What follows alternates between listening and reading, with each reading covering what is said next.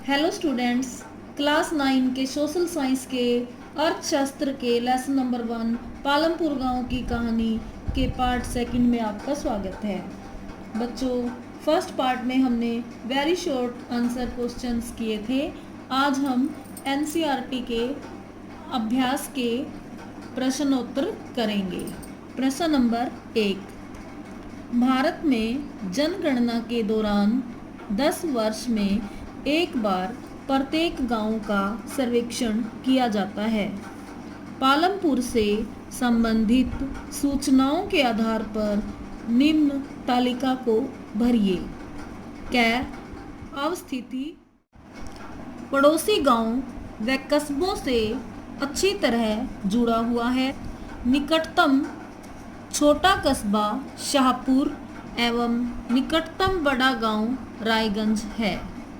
ख गांव का कुल क्षेत्र 226 हेक्टेयर। ग भूमि का उपयोग हेक्टेयर में। कृषि भूमि सिंचित है उसमें से 200 हेक्टेयर, असिंचित है कोई नहीं। भूमि जो कृषि के लिए उपलब्ध नहीं है, निवास स्थानों, सड़कों, तालाबों, चरागाहों आदि के क्षेत्र हैं 26 हेक्टेयर।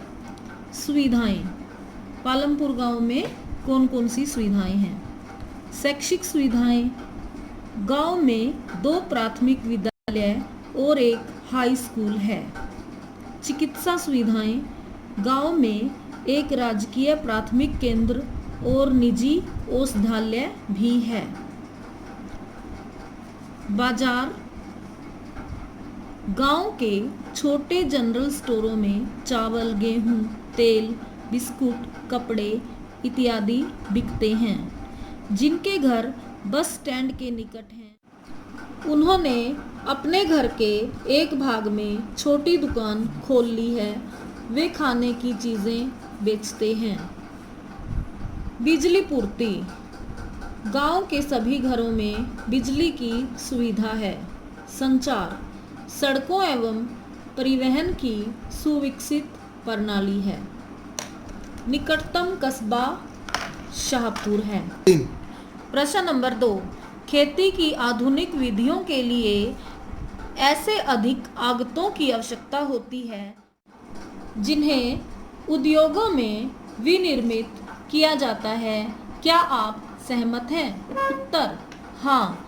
खेती की आधुनिक विधियों के लिए उद्योगों में विनिर्मित आधुनिक आगतों जैसे ट्रैक्टर, बीज बोने की मशीनें, फसल काटने की मशीनें, खरपतवार नाशक मशीनें इत्यादि की आवश्यकता है।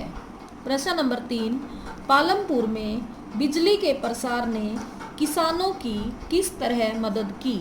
उत्तर पालमपुर में बिजली जल्दी आ गई थी। गांव में बिजली के आगमन से सिंचाई की पद्धति बदल गई। पहले किसान बैलों की सहायता से रहट चलाकर सिंचाई करते थे, लेकिन किसानों ने बिजली से चलने वाले नलकूप लगाकर ज़्यादा प्रभावशाली ढंग से अधिक क्षेत्र की सिंचाई करनी शुरू कर दी।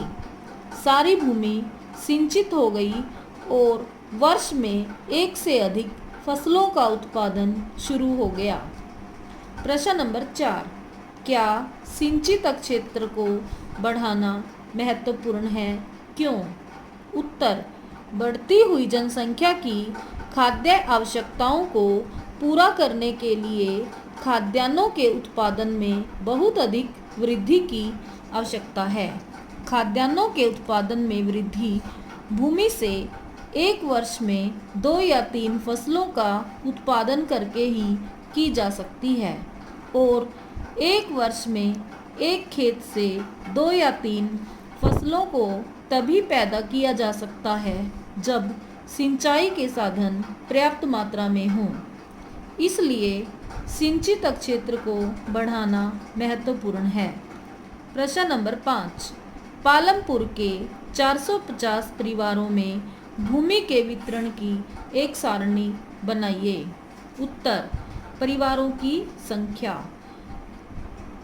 भूमि का क्षेत्रफल। 150 परिवार पालमपुर में भूमिहीन हैं। 240 परिवारों के पास 2 हेक्टेयर से कम भूमि है और 60 परिवारों के पास 2 हेक्टेयर से अधिक भूमि है। प्रश्न नंबर 6, पालमपुर में खेतीहर श्रमिकों की मजदूरी न्यूनतम मजदूरी से कम क्यों है? उत्तर, पालमपुर में 450 परिवारों में से 150 परिवारों के पास अपनी कोई भूमि नहीं है, अतः इन सभी परिवारों के लोग खेतीहर श्रमिक हैं। पालमपुर में खेतीहर श्रमिकों की संख्या अधिक होने के कारण यहाँ श्रमिकों में बहुत अधिक स्पर्धा है, इसलिए लोग कम वेतन में भी काम करने को सहमत हो जाते हैं। प्रश्न नंबर 7, अपने क्षेत्र में 2 श्रमिकों से बात कीजिए।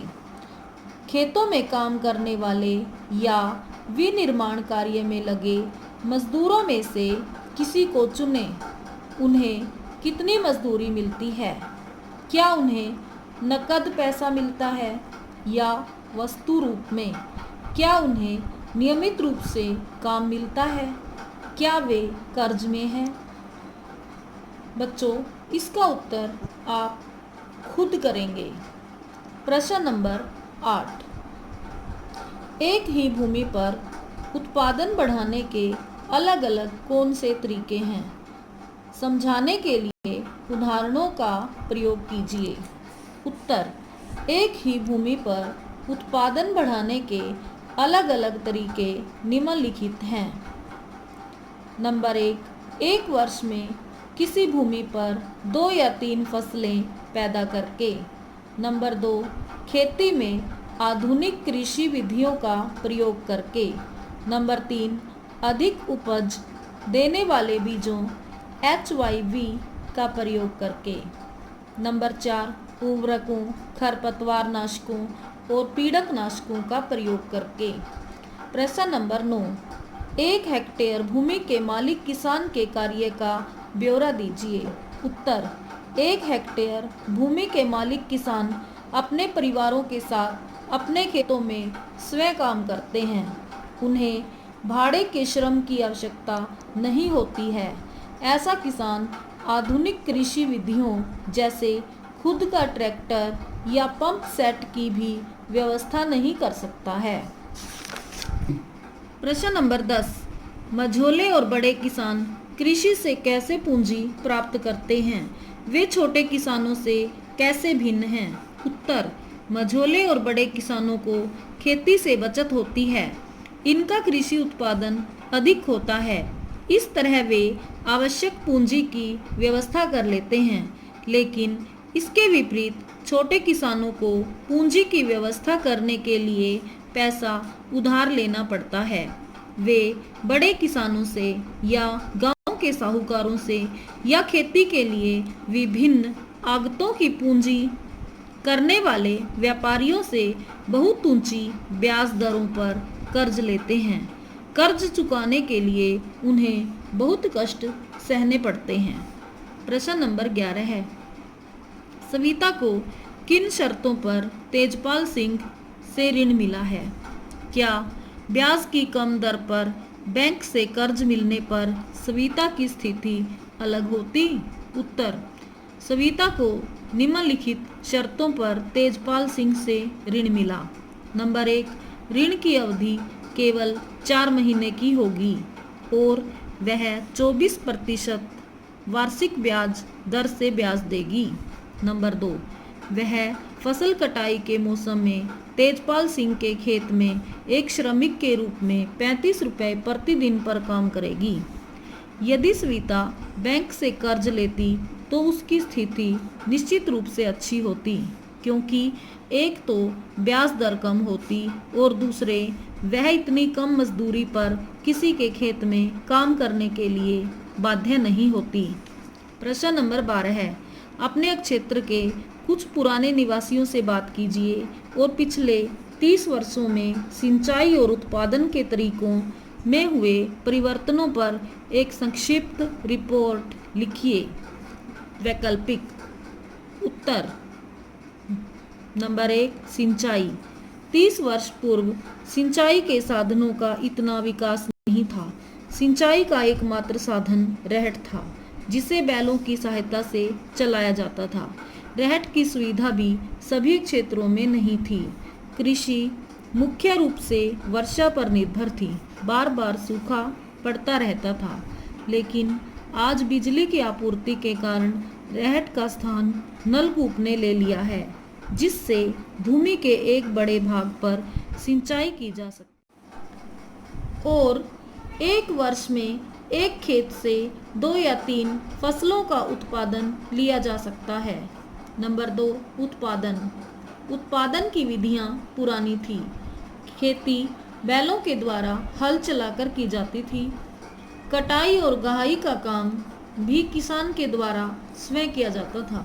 लेकिन वर्तमान समय में बैलों का स्थान ट्रैक्टर ने ले लिया है और फसल काटने के लिए हार्वेस्टर और गहाने के लिए थ्रेशर का प्रयोग हो रहा है।